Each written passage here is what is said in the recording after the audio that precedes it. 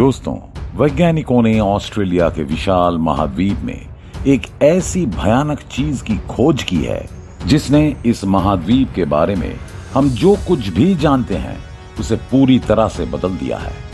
अविश्वसनीय रूप से वैज्ञानिकों ने पुरानी कलाकृतियों से लेकर उन प्रजातियों के फॉसिल तक खोज निकाले हैं जो लाखों साल पहले पृथ्वी पर घूमते रहते थे।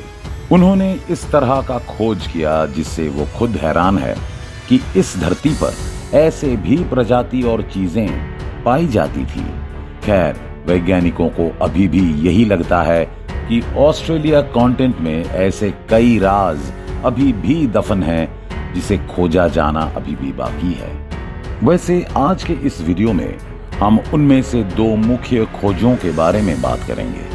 तो चलिए इस वीडियो को शुरू करते हैं।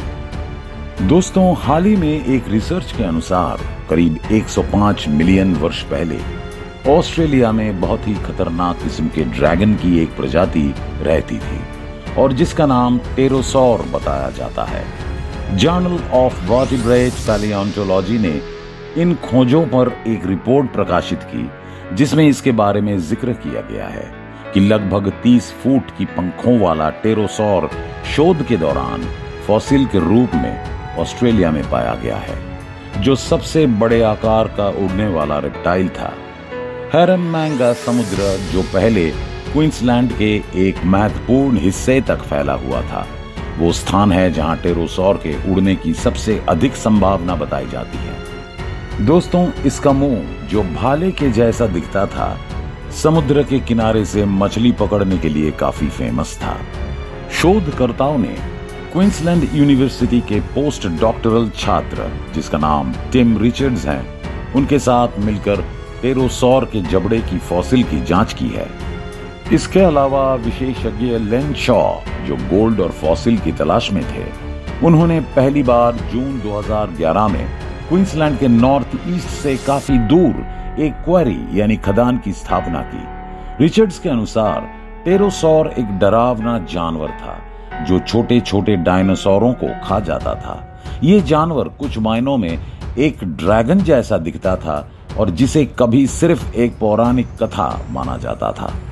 दरअसल वैज्ञानिकों का मानना है कि छोटे डायनासोर जो इसका भोजन बन जाया करते होंगे, उन्हें शायद अपने पास उनके आने की आहट भी नहीं आती होगी। वैसे दिलचस्प बात यह है कि नई प्रजाति के नाम में वाना मारा देश की अब विलुप्त हो चुकी भाषा का उल्लेख किया गया है।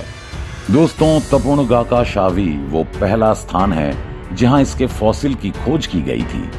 तपुणगाका जीन्स नाम वाना मारा शब्द को इसके मुंह और भाले जैसे दिखने वाले दांत से जोड़ता है। दोस्तों, नई प्रजाति के विशाल बोनी क्रेस्ट ने शोधकर्ताओं का ध्यान आकर्षित किया और उन्होंने ये अनुमान लगाया कि ऊपरी जबड़े में भी एक बोनी क्रेस्ट था और इसका आकार करीब 13 सेंटीमीटर के रेडियस का होगा, जो बगल में मुड़ी हुई होगी। टेरोसॉर की 200 से अधिक प्रजातियां हैं। टेरोसॉर हवा में झिल्लीदार पंखों पर मंडराते थे जो उनकी उंगलियों के बीच फैले हुए थे। दोस्तों, ऑस्ट्रेलिया या फिर दुनिया में कहीं और टेरोसॉर के फॉसिल्स का पता लगाना मुश्किल है क्योंकि उनके पास नाजुक और हल्की हड्डियां थे। हालांकि पैलियोंटोलॉजिस्ट्स पूरी तरह से समझ नहीं पाए हैं कि वे कैसे रहते थे। टेरोसॉर बहुत लंबे समय तक नहीं टिकते थे, इसलिए हो सकता है कि उनमें से अधिकांश समुद्र में गिर गए हो और समुद्री शिकारियों द्वारा खा लिए गए हो और उनमें से कई फॉसिलाइजेशन की प्रक्रिया से गुजरे ही नहीं हो। वैसे दोस्तों, क्या आप इससे भी अधिक पागलमन भरी कोई बात सुनना चाहते हैं? तो सुनिए।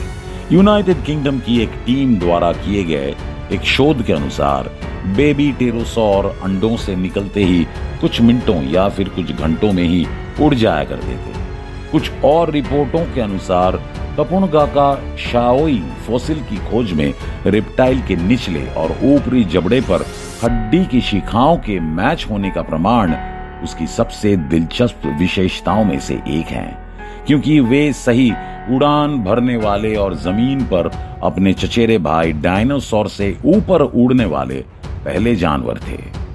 दोस्तों, वैसे टेरोसॉरस बहुत समय से अस्तित्व में है और कुछ 66 मिलियन वर्ष पहले के हैं, जबकि अन्य 250 मिलियन वर्ष पुराने हैं। हालांकि और अधिक शोध से निश्चित रूप से इस बात में स्पष्ट उत्तर मिलना चाहिए कि इस क्रेस्ट ने इन प्रजातियों की उड़ान की गति को कैसे प्रभावित किया। इनकी पूरी खोपड़ी लगभग 1 मीटर से अधिक मापी गई थी और इसमें 40 दांत थे। हाल ही में पाई गई प्रजाति टेरोसॉर की प्रजाति से संबंधित है, जिसे अनहंगेरियन के नाम से जाना जाता है। वैसे इमेजिन कीजिए कि ये बड़े आकार वाले पक्षी जैसे रिप्टाइल लगभग 105 मिलियन वर्ष पहले ऑस्ट्रेलिया के वर्तमान महाद्वीप के ऊपर उड़ रहे होंगे, तो कितना भयानक नजारा होगा। और अब ये उड़ने वाले रिप्टाइल के विलुप्त समूह का सबसे नया सदस्य है। इसके साथ ही ये महाद्वीप पर अब तक रहने वाला सबसे बड़े आकार का उड़ने वाला रिप्टाइल है। दोस्तों, ये भयानक जीव केवल ऑस्ट्रेलिया में ही नहीं पाए जाते थे, बल्कि पहले के समय में टेरोसॉर हर महाद्वीप को पार करते थे। पूरी शक्ति से उड़ान का प्रयास करने वाले सबसे पहले रीढ़ की हड्डी वाले जानवर रिप्टाइल के सफल और अनेक प्रकार के समूह थे, जिन्हें टेरोसॉर के नाम से जाना जाता था। टेरोसॉर अपनी खोखली पतली हड्डियों के कारण उड़ने में काफी सक्षम थे, लेकिन उनकी हड्डियां फॉसिल रिकॉर्ड में अच्छी तरह से जीवित नहीं रही। ये पूरी तरह से अविश्वसनीय है कि इन जानवरों का कोई फॉसिल मौजूद है। इसलिए ग्लोबल स्टैंडर्ड के अनुसार ऑस्ट्रेलियाई टेरोसॉर का रिकॉर्ड कमजोर है। हालांकि तपुणगाका की खोज का ऑस्ट्रेलिया में टेरोसॉर की भिन्नता के बारे में हमारे ज्ञान पर महत्वपूर्ण प्रभाव पड़ा है। वैसे दोस्तों, अगर आप इसको देखने में इंटरेस्ट रखते हैं तो ये सब आपको रिचमंड म्यूजियम में देखने के लिए मिल जाएगा। हाल के वर्षों में विज्ञान ने काफी तरक्की की है। एक प्रजाति के रूप में हमने काफी महत्वपूर्ण खोजों और रिसर्चेस के साथ अनगिनत प्रगति और खोजों की है जो तेजी से आगे बढ़ रही हैं। लेकिन रुकिए, जो इस महाद्वीप पर आए थे उन वैज्ञानिकों ने सिर्फ यही एक डिस्कवरी नहीं किया था। वैसे वैज्ञानिक महासागरों की तलहटी तक पहुंचकर अनगिनत प्रजातियों को खोजा है और उनके नाम भी रखे हैं। लेकिन हमें अभी भी अपने ग्रह के बारे में बहुत कुछ सीखना बाकी है और बहुत सी चीजें हैं जो बस हमारे जानने का इंतजार कर रही है।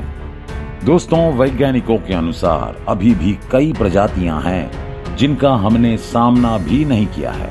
साथ ही महासागरों और कई अन्य वाटर बॉडीज का एक बड़ा हिस्सा जिनकी पूरी तरह से खोज नहीं की गई है। इसके अलावा बड़ी संख्या में जंगल और अन्य प्राकृतिक जगहें हैं जो शायद तरह तरह के आकर्षक रहस्य छिपाए हुए हैं। वे रहस्य कभी भी कहीं भी उजागर हो सकते हैं। और जब वैज्ञानिकों की एक टीम इस ऑस्ट्रेलियाई द्वीप की जांच कर रही थी तो उन्होंने एक अनोखी और हैरान करने वाली खोज की, जिसका नाम लॉर्ड होवे आइलैंड है। वैसे अगर आपने ऑस्ट्रेलियाई आइलैंड ग्रुप की तस्वीरें देखी हैं, जिन्हें लॉर्ड होवे आइलैंड ग्रुप के नाम से जाना जाता है, तो आप इमेजिन कर सकते हैं कि ये स्वर्ग से कम तो नहीं होगा। दोस्तों, ये द्वीप अपने आश्चर्यजनक समुद्र तटों, प्यारे लैंडस्केप और मूंगे की चट्टानों के लिए जाने जाते हैं। इस आइलैंड ने काफी चौंकाने वाला रहस्य छुपा कर रखा था। लगभग 1 सदी बीत गया वैज्ञानिकों को ये पता लगाने में कि ये क्या था और लॉर्ड होवे आइलैंड वास्तव में क्या है और ये कहाँ है। दोस्तों, ये आइलैंड चेन टैस्मैन समुंदर में मौजूद है। वहीं पर ऑस्ट्रेलिया और न्यूजीलैंड के बीच का रास्ता कई अलग अलग आइलैंड से बना है। वे हरे भरे घासों और जंगलों से ढके हुए मुख्य रूप से पथरीले दिखते हैं। इसके अलावा इसमें कई समुद्र तट और आश्चर्यजनक तटीय इलाके भी शामिल हैं। दरअसल लॉर्ड होवे आइलैंड 6.2 मील के साथ सबसे बड़ा आइलैंड है। लॉर्ड होवे जैसे सबसे बड़े आइलैंड पर यूरोप के निवासी पहली बार 1834 में आए थे। वैसे कुछ ने अपने शहर और बस्तियां बनाकर यहां स्थायी रूप से बसने का फैसला किया, लेकिन ऐसा माना जाता है कि इससे पहले शायद ही किसी व्यक्ति ने लॉर्ड होवे आइलैंड ग्रुप पर कदम रखा हो। यहां तक कि दक्षिण पैसिफिक के नेटिव पॉलिनेशियन निवासी इस बात से अनजान थे कि यहाँ द्वीपों का अस्तित्व भी है। हालांकि ऐसा माना जाता है कि ये इलाके काफी लंबे समय तक वीरान थे, लेकिन साल 1788 में हेनरी लिचबर्ग बोल नाम का एक ब्रिटिश लेफ्टिनेंट था जिसने इस इलाके को देखा और उसका पता लगाया। दरअसल कहा जाता है कि कैदियों से भरा कई जहाजों का एक ग्रुप इंग्लैंड से ऑस्ट्रेलिया के लिए रवाना हुआ था, जिसमें बोल भी शामिल थे। कैदियों से भरे जहाज के साथ वो नॉरफोक आइलैंड की यात्रा करते हुए साल 1834 में इस आइलैंड पर उतरे थे। नॉरफोक आइलैंड की यात्रा के दौरान इस आइलैंड को देखने के बाद वो इसे और बेहतर ढंग से देखना चाहते थे। इसलिए जब वो नॉरफोक द्वीप से लौट रहे थे तो उन्होंने तट पर एक बोर्डिंग पार्टी भेजने और ब्रिटेन के नाम पर क्षेत्र को जब्त करने का निर्णय लिया, क्योंकि वो इस रहस्यमय स्थान के बारे में और अधिक जानने के लिए उत्सुक थे। उन्हें इस द्वीप का नाम रखने का स्पेशल प्रिविलेज भी मिला, क्योंकि वो उसकी खोज करने वाले पहले व्यक्ति थे। उन्होंने इस आइलैंड का नाम रिचर्ड होवे के नाम पर रखा, जिनकी मृत्यु हो गई थी। वो ब्रिटिश सेना में एक अधिकारी हुआ करते थे। बोल ने 2 छोटे द्वीपों को माउंट्रीज बर्ड और बोल पिरामिड नाम देने का भी निर्णय लिया। अब बोल की बोर्डिंग पार्टी ने केवल थोड़े समय के लिए द्वीपों का दौरा किया और उनके परिवेश का जायजा लिया। दोस्तों, कुछ दशकों बाद इस आइलैंड पर बसने वाले लोग आना शुरू हुए, जबकि साल 1834 में 3 व्यक्ति लॉर्ड होवे आइलैंड के समुद्र तट पर पहुंचे। उनके साथ उनकी पत्नियां और बच्चे भी थे और वे सिडनी व्हेलिंग कंपनी के लिए काम करते थे।